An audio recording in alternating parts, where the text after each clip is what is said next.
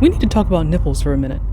Okay, now that I have your attention, nips in anime aren't exactly a new concept. 90s anime were just lousy with them. And of course they'd be in nearly every tie-in or hard ecchi show once the uncensored Blu-ray comes out. But after the 90s, nips have fallen out of fashion in most mainstream shows. And unless they're used for comedic or dramatic effect, nips are often nowhere to be found on male characters, even if they get shirtless frequently. Surprisingly, this can be the case for shows aimed specifically at women as well, and you kinda have to wonder why. It'd be one thing if it was just to make male characters seem more anatomically correct.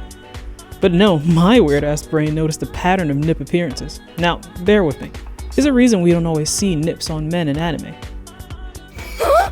They're too distracting to other men. The male-presenting nipple is a phrase for a reason. It can be difficult to be shown a full nip and not have it be sexual in some way. And in shows aimed at straight men, sexualizing other men is usually shied away from. So they found a workaround of just not bothering to draw them at all. The irony of the situation is that just makes it that much more noticeable when men are given nips. So then I have to ask again, why now? Turns out the presence of male nips and how detailed they are can speak volumes about the homoerotic nature of a show. The halo. When male characters are given nips, it's usually the halo. You've definitely seen this hint of nip before. They're popular in many Shonen Jump beefy boy anime. These often hyper-masculine shows are mainly aimed at boys, but can still feature heaps of low-key homoeroticism. Modern day Dragon Ball might have a bit of a no-homo vibe, but its 90s era predecessor was lousy with subtext. Oof. Halo's around all the men in 2019's to the abandoned sacred beasts. The entire conflict of that show is kicked off because Kane is nuts about the MC Hank, and he keeps shooting up his girlfriends.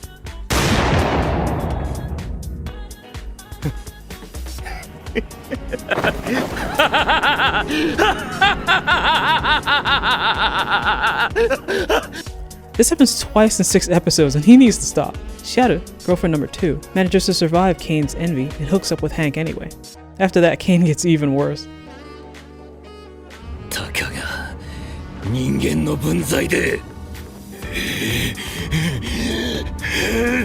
His NTR-fueled rage drove the show. Changed my mind.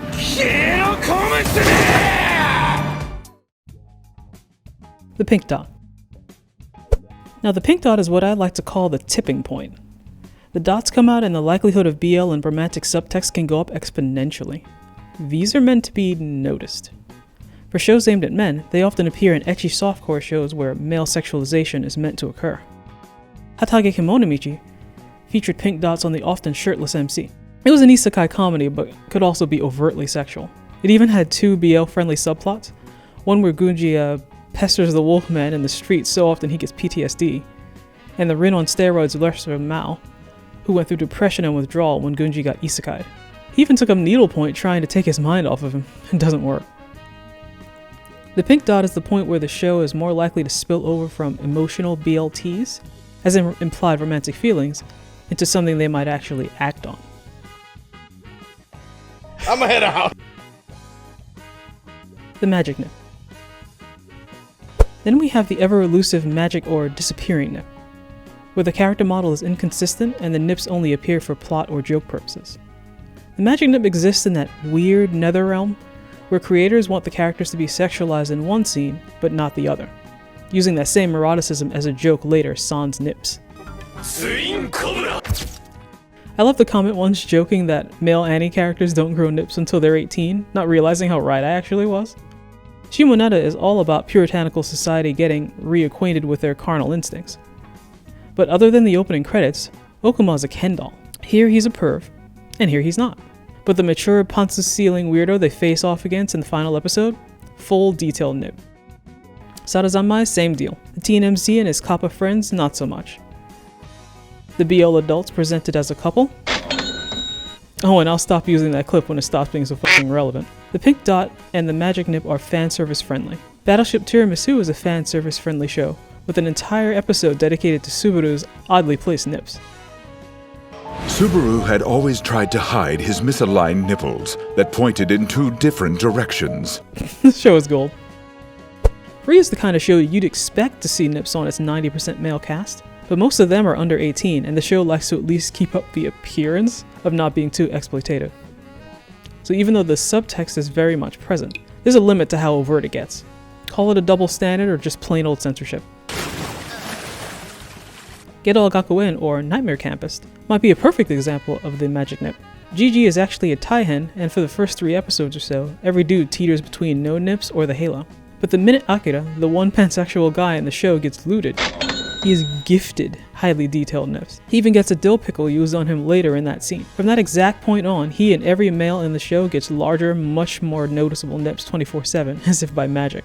Like Akira just paved the way for them. There's even a dip into bromance in episode 5 when Masao cures Akira of his cake addiction. Rather sweet considering the rest of this demon-filled fever dream. So even in ecchi shows, nips can appear when the nip bearer becomes more mature, and can suddenly appear in greater detail as the show gets spicier. The full nip. There aren't too many narrative reasons to draw noticeable nips on a guy unless someone intends to play with them.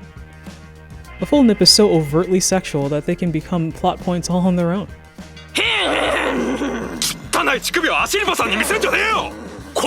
Summer 2019's Beautiful Butterfly Nobunaga is one of these rare full nip yet non-ecchi unicorns. Even the trailer went out of its way to tell viewers, "Nips! We've got 'em!"